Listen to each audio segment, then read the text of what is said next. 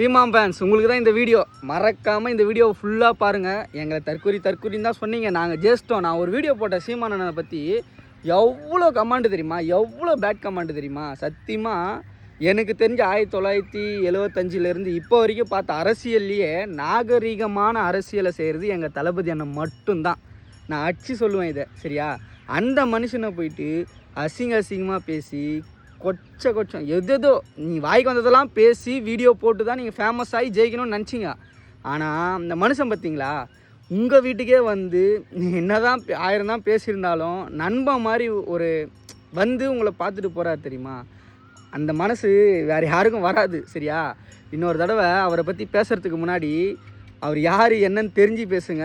சாட்டை நீ தான் இன்னுமே வீடியோ போட்டுட்ருக்க, இந்த மாதிரிலாம் வீடியோ போடாது. அவர் முதலமைச்சர் ஆகிட்டார், அவர் நினச்சா என்ன வேணால் ஆக்ஷன் எடுக்கலாம் அவன் மேலே, சரியா?